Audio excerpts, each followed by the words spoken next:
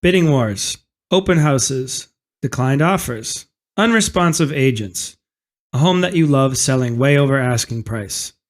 Buying a home can be equal parts exhilaration and disappointment. But before you do your first Zillow search or even think about calling up a realtor, we want to help you pour the foundation for a solid mindset that will serve you well throughout the home buying process. Most people skip this mental prep work or do it by accident, but altering your approach and getting pre-approved mentally will make you more resilient. Making large financial decisions, such as buying a house, can be scary, and Americans hate talking about their finances. In fact, an article from Reuters noted that 44% of Americans point to personal finance as the most challenging conversation anyone can have. Conversations about personal finance ranked even scarier than talking about death. It's normal to feel anxious while traveling the road to home ownership, but we want to help you work through the anxiety and prevent it from derailing you. And if you're doing this with a partner or other family members, this topic is even more important.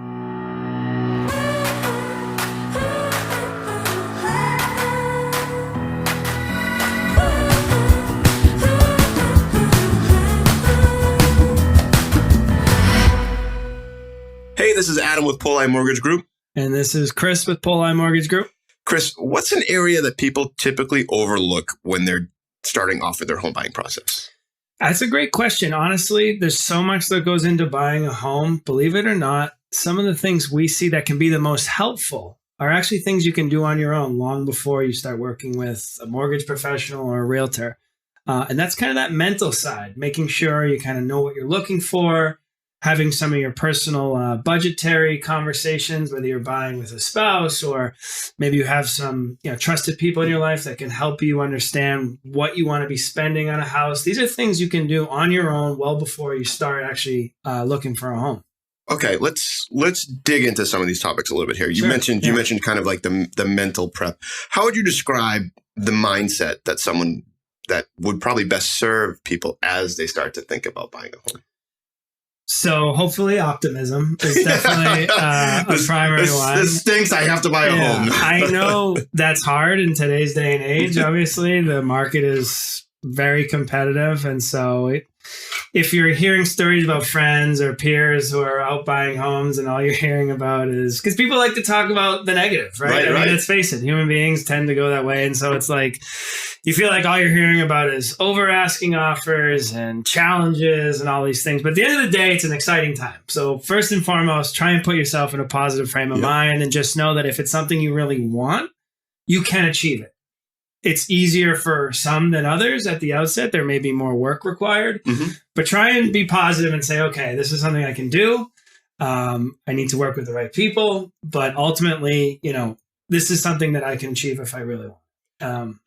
You were mentioning before that like people like to talk about the negative experiences that they have. And I always think of the example of like you can go to the same coffee place every day for 10 years. But once they make your coffee that one bad time, that's when you bring it up with your coworkers. Like, oh, my coffee's terrible today. I'm never going back. They were great for 10 years. 100%. And they're looking at you like, come on, man, we just got a new machine. New trainee, whatever it is. But you're right. The idea that it can be very intimidating or I can't think of the word right now, but like, when you're thinking about, okay, I think I'm ready to make that move. I'm getting ready to buy a house, and people around you are saying like, it's a terrible time. It's not a great time. What feelings? Like you're gonna run through a gamut of feelings through that. But what are some tips or tricks that you can do that kind of almost block out that noise? Have you ever experienced something like that in your life where people have told you like you're never going to make it or nothing's going to work out your way, and then you're like just a little bit more positive influence has carried you through? Yeah. So I'm going to use a word that's like a very pop culture buzzword these days. Okay. So hopefully this resonates with the younger generation, if any are interested in listening to this. Manifesting and kind of visualizing what you want and looking to get out of a home buying process, same way you would going into anything that you want, right? I think that process and taking those steps, and that's kind of what I was touching on earlier about things you can do on your own. Yeah. I think help ease some of the anxiety because you're really sort of visualizing what you want and you're crystallizing that idea. So long before you start looking at homes and long before you start even talking to somebody like myself, who's obviously going to be focused on getting you pre-approved and talking about the financial aspect of it, if you have a good idea in your mind, like what you're looking to get out of a property, what you ultimately need to satisfy your practical life every day, but also like your hopes and dreams. Yep. And then also from a financial standpoint, what you're comfortable spending. Because that can be different than what you actually get pre-approved for. Sitting at home and talking through that with people before you start getting into it. And like I say, kind of manifesting that, I think can help ease tensions because it makes you more focused. It makes you more focused, like, okay, I've come to the determination. This is what I want. This is what I'm looking for. And this is where I'm going to kind of start. I'm going to start by targeting these things. Now, the road could end up veering in various directions from there. But I think whether you're buying a house or anything, having a good idea of what you want and what serves you before you go into it will help you feel, I think, a little less intimidated when entering the process. Because let's face it, there's a lot that goes into it. There's a lot of people involved. So it's easily to get sort of like steered in the wrong direction. Yeah. And the last thing you want, in my opinion, is to get into this and feel like you're on this road that you never intended to be on. Because you've been, guided, or sort of steered by people who are, maybe they're trying to help you and they're trying to figure out what's best for you, but you aren't really sure and you haven't done that kind of work, that mental prep on your own beforehand. So you brought that up. Like people chime in feeling like they're helping you because from their experience, this was a terrible misstep for them, right? Something terrible happened to them during the buying process. Hey, we had to overbid by $100,000 to get the house that we wanted. So we're trying to warn you, you're going to have to do the same. But everyone's journey is unique in this home buying process. And you made a good point about maybe like writing it down, really visualize, create those like that manifesting, that create that storyboard to try and map out like, hey, here's what I want. And here's how I start from here and get to here where I'm in the home that I really want to be in. 100%. Are there certain milestones in the process that are going to be more frustrating than maybe other parts of the process of that home buying journey? Yeah, I think it depends for everyone. Obviously, getting the property you want under agreement seems to be, definitely a big step in terms of like, okay, we finally got one. Because again, going back to what we were talking about, market's really competitive. Often we see buyers and customers we work with that are having to present multiple offers on multiple different properties before they get one. And so I think just like priming your brain and sort of like your mental state to say like, okay, yes, it's very easy to fall in love with the first property we get, but we may not get it. Right. And that's okay, because ultimately we'll find one that suits our needs and that we like, and it'll work out as long as we keep taking swings. So I think that's a huge milestone in the process that people should be prepared. Could be, a tricky one. It could provide a little bit of disappointment. And then I think from there, it's just kind of navigating to the point where the loan has been either clear to close or they've been issued a commitment letter, because there's a lot of work that goes into that. So I would say those are kind of the two biggest milestones, but obviously there's a lot of little checkpoints between those steps where,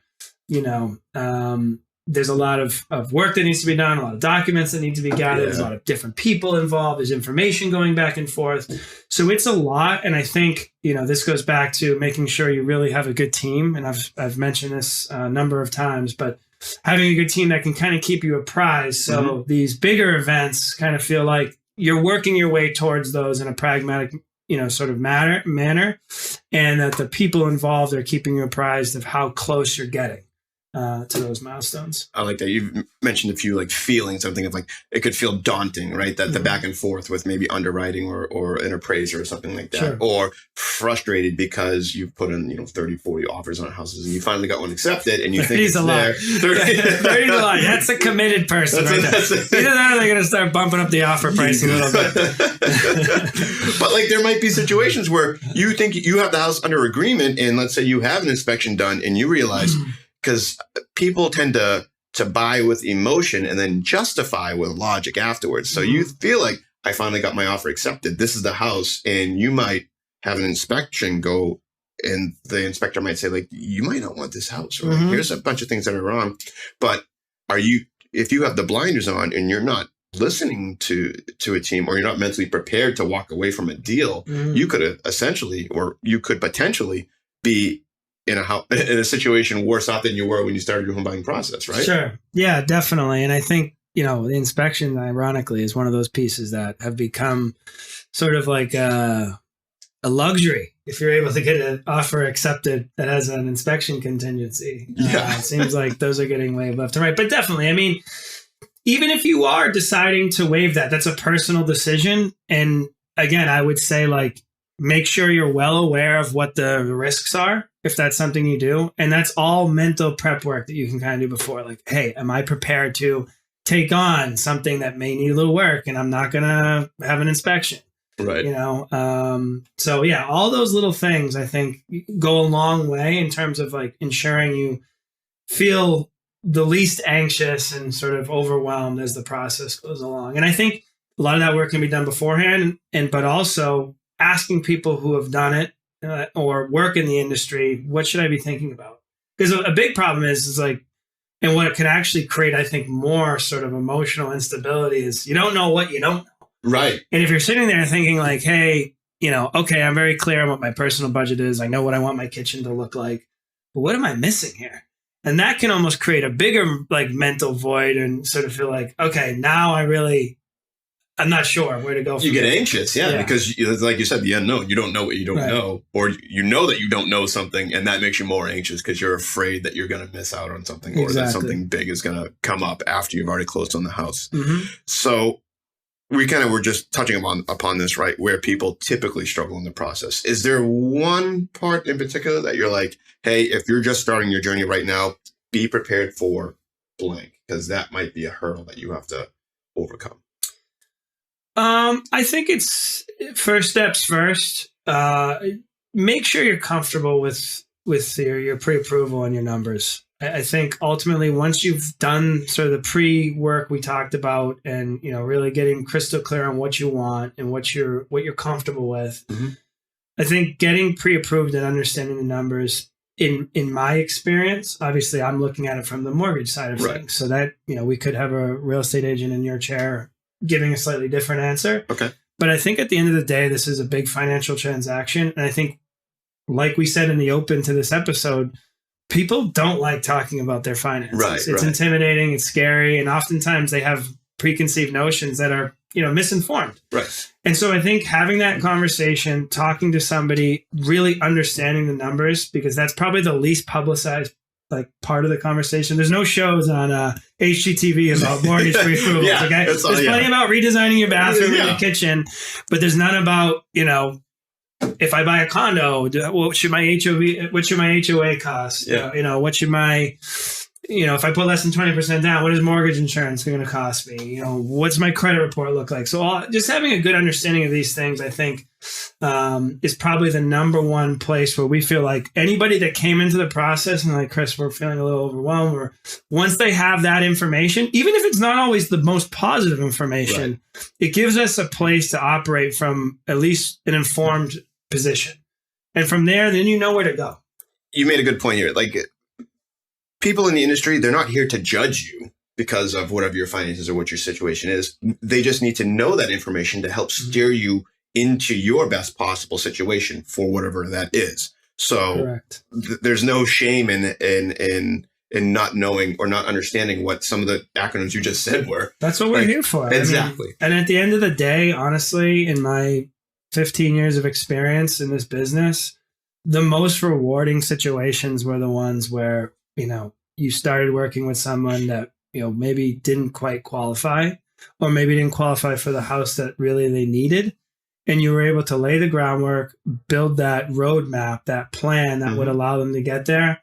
And then ultimately, whether it's been 6, 9, 12, maybe even 18-month time period, they were ultimately able to achieve those goals. That is why we do what we do. Yeah. Is to do that. So as far as judgment goes, absolutely not. Our job is to help put people into homes regardless of where they stand in the process. Right. And the only way you know how soon or you're going to get there is by figuring out where you stand today.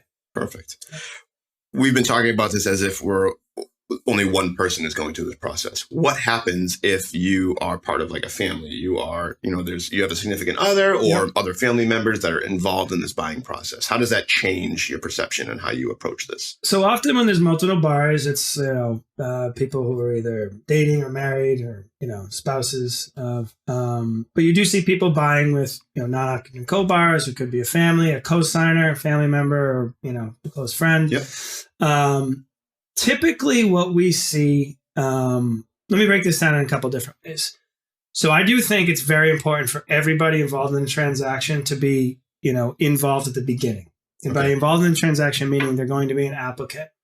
I think it can lead to perhaps more anxiety if somebody is an applicant or a co-borrower and isn't involved in some of the preliminary conversations. Okay. And the actual, the person they're borrowing with or buying the house with is involved, and they're trying to sort of recap the conversations they're having with their mortgage lender at the dinner table. Yeah, and it's acronyms that nobody knows. And it's acronyms that nobody knows, and there's questions, and it's like, wait a second, what did Chris tell me earlier today? So I think at the very beginning, it's super important to make sure that everybody is kind of involved in the conversations. In fact, usually when I take a pre-approval, especially with first-time buyers, and if there's multiple buyers, say a husband and a wife or something like that, I like to request a time that both parties can be at least on the call. Okay. I think this really minimizes the confusion. This allows everyone to hear the same information from one source, and there's no responsibility of kind of like re-representing that information to somebody down the road. So I would definitely say at the beginning, make sure you have both parties at least available to sort of understand where we're going. And then I think typically what we see, and I'm not saying you have to do it this way, but we do typically find that in most transactions where there's two borrowers, there is kind of one person that sort of runs point. Okay. And getting back to what we were talking about earlier, this could be part of that pre-planning, that mental prep conversation, that if you're buying with somebody else, you can sit there and say, all right, so when we get to the mortgage phase, when we get pre-approved and it's time to buy, who's going to do most of the legwork in terms of like dealing with the calls and making sure we're organized? Are we both going to tackle this, or is one of us better suited for that? So those are all things you can consider.